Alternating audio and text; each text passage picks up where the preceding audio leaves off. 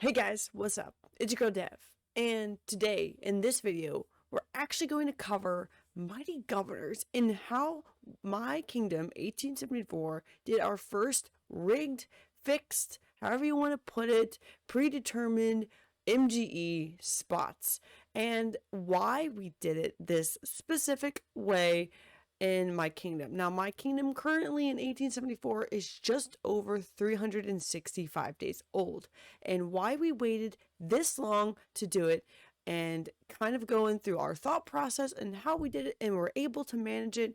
And this video is actually on the third day of the Mighty Governor. And during the end of the series, you're going to see kind of the mistakes and maybe suggestions and future outlook on how this mighty governor is going to work in my kingdom, and potentially suggestions on how you can do it in your kingdom. So in this video, we're actually going to cover explaining why we decided to wait, how we did the beginning part of the mighty governor before the planning process, the steps we took in this MGE specifically, and the mistakes we made. So I hope you enjoy this series. So sit back and enjoy the ride.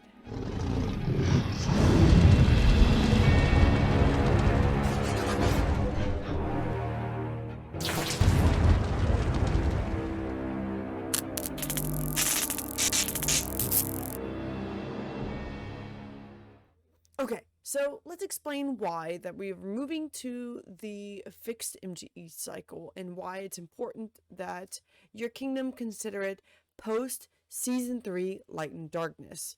Now, specifically, I'm telling you about that specific route because of the fact that before you end season 3 Light and Darkness, you normally have 3 cycles of the commander, except for Caesar, which you have 4. But everybody else you're going to have 3 cycles of, which kind of makes sense. And if you look at the big picture, it's actually better to have 3 cycles of the commander to help you cycle through the commanders faster, and it'll help your kingdom progress a little bit faster with commanders, and you're not just doing 4. So in a way, it is beneficial to your kingdom. Now, why is that important post KVK season 3 is because now you go from doing consecutive commanders in a row to doing commanders on this very interesting mighty governor schedule where you get to select your commander. If you, whatever placement you get, if you're getting 1 sculpture or if you're getting the 480 sculptures, you pick the commander you can that you unlock. Okay, which now is going to benefit only you, because you can pick any of these 4 commanders. Sometimes it's 3, maybe it's 4. But as they added Jigwigga kind of at the last minute, and you saw her there.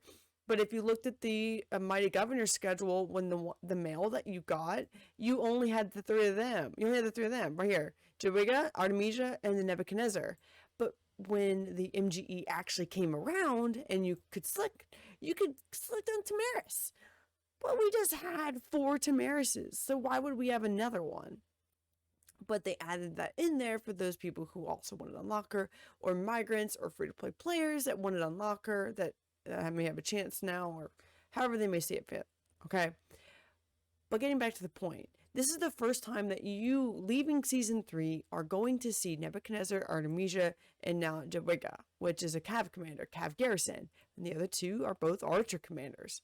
All right, so now the fact that you are getting these new commanders, you have the ability to pick, but there's a catch. You know, you can only get the top 15th player can only get 10 sculptors. Anyone below 15, so 16 and all the way down to 100, you're not going to get an unlock. So you have had to have had that commander previously in order to unlock them. You may have, like, let's say you migrated your account to an old kingdom and you had 5 Artemisia sculptures. Well, you now migrated your kingdom back to a kingdom like mine in this situation, and you can get 16th place, and now you can unlock Artemisia. But what happens if you're not in that case? Is the first time you're seeing these commanders. You need the unlock to help your account. Well, now we're running into an issue where these commanders are like 4 or 6 to 8 weeks before you're going to see them again. 6 to 8 weeks. let's say 6 weeks, okay? So figuratively speaking, let's say it's 6 weeks before you can see these sets of commanders again, any combination of these commanders. Now, let's say you're going into KVK. You just did your second or third skip, and now you can't skip the next one. Well, now you're forced to go into KVK season 4 or further, however long, the season of Conquest, Strike the Fate, or Heroic Anthem. You're forced to go into these, but you may not have the commanders for your rally leaders, your garrison leaders, or your open field support. You don't have all these other commanders because you haven't had a chance to, because your account has been in a very young kingdom, and now with the new immigration rules, you can't migrate your account from season 2 or season 1 past the next season until your account completes that season. So if you wanted to enter Season of Conquest, you can't until after you completed Season 3 Light and Darkness. Now you can enter Season of Conquest, and you can move to any Season of Conquest or back to post Season 1. Okay, see what I'm saying? It's like now you're put in a bind, right? Now getting back to this is why kingdoms are now doing fixed and rigged MGEs, because in my specific kingdom, I never liked fixed or rigged MGEs. If you know me, you know I never really did it. I've never really been in a kingdom that had it.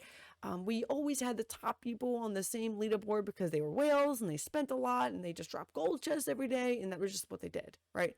Trained troops, they fought, they killed the troops, they trained them again, and they were always at the top of the leaderboard. And then you got people like me that would push on the last event, get a couple of sculptors here, get a couple of sculptors here, get an unlock on my third. But now it might be 2 or 3 of this specific MGEs before I can get an unlock. Okay. Now, what does this mean for fixed MGEs? Now, it's going to vary. Okay. And like I said, I didn't want to do this, but now the fact that they're doing it this way, we need to make sure that the rally leaders, the garrison, and the field supports that are going to be out there and on the field have these specific commanders. Okay. So I did a Kingdom Mail a little bit ago. Let me see if I can find it real quick. And I did plans about fixing the MGE. I explained the reasons why that we're doing a fixed MGE now, the importance of doing a fixed MGE in older kingdoms, right? Just coming out of season 3, and why it's very, very important that we do it. Now, what does make 1874 different than other kingdoms? We're not like Dragothians, and they have massive amount of whales, and we're not like Chisgulls with massive amount of whales, and pretty much any other major content creators, where they are in an A kingdom, or an Imperium kingdom. Okay, I'm the C kingdom variant, right? We're in the mid tier in our C kingdom bracket, with in accordance with most of Season of Conquest, and where does that put us? Well, we don't have the massive mega spenders like everybody else. So we have to specifically make sure that the people that are getting the commanders on the unlock are going to expertise them because they have the gear and the equipment. They're infantry. Okay, so they need to focus on the Zenobia and Leo MGE. Oh, they're garrison. So we need them focusing on the Theodora and YSS Wheel, because that's where we need their commanders to be. Okay, so that is the reason why we have to restructure the way that our MGE works, because we don't have what everybody else has. And that's okay with me. I like where I'm at. I like my kingdom. And it works well for us. But it's not going to work well for everybody else. And that's okay. I'm not super worried about that. And you shouldn't be either. Especially if this is your first time doing this, okay? But more importantly, you not only need to develop this structure, but you need to make sure you have your kingdom support and stuff, right? You need to make sure that you've done some type of points regulation with punishment and consequences. We did 2 MGEs where we had very strict consequences that came along with people that broke the rules. And it's very interesting now, the dynamic change from people going from not having a fixed MGE to doing a fixed MGE, and how the point scale works, okay? But one of the prime features to the reason why our kingdom is the way it is is that we didn't have any migrants recently. We had a couple, and then that's okay. And I like having what we have, but we don't have anybody who migrated in with the expertised commanders. Okay, so that means that we're kind of stuck with what we have, and that's okay. Again, I'm totally cool with that. I like the people in our kingdom, and if we get a couple migrants, it's good. It's good for us. It's good for immigration, but it's better to keep the people in the kingdom happy if you want them to stay. Homegrown T5 and homegrown players that have been with you for KVK after KVK are better than new migrants because they know your kingdom, they know your play style, they know the activity style, they know who's online, what alliances to go to, and they know the rules and the lay of the land, and they just fit in and they're just good.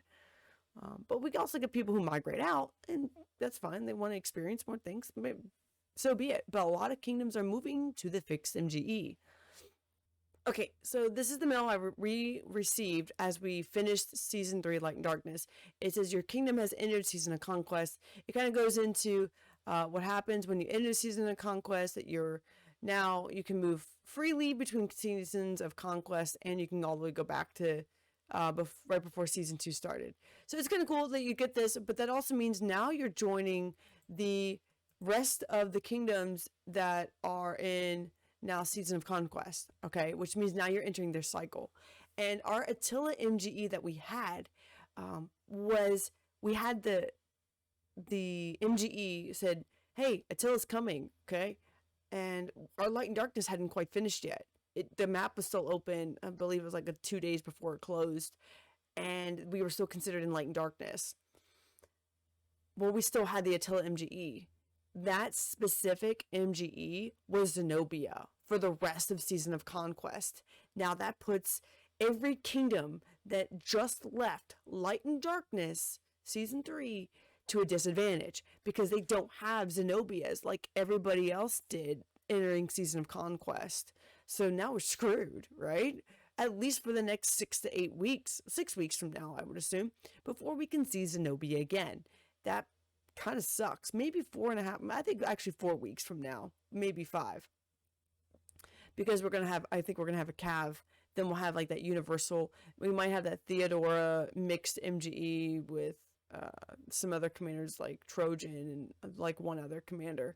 But essentially, you're going to have those commanders, and you're not going to have the other Zenobia, you're going to have Zenobia, Leo, and etc. I'm not sure. Nobody really knows yet. But once I do have a full spreadsheet of the MGEs, I'll post it in my Discord, and you'll see it there. All right, now let's talk about how my kingdom did their first Mighty Governor fixed, right? So predetermined Mighty Governor. Well, first of all, you need to make sure that all of your players that are involved, your kingdom is informed. You need to tell people. If you don't tell your members and you don't talk to your leadership and you don't have good communication, it's not going to work, right? If you've watched my diplomacy video, specifically my last one that I did on communication, you'll understand how important it is, not only externally, but internal. If your people don't know what's going on, how are they going to support you? So that's really important. And for those of you watching this that are part of a kingdom, it's not all about you anymore. It's about what's best for the kingdom. And some kings may not see it that way, but you really need to think of this from a different perspective.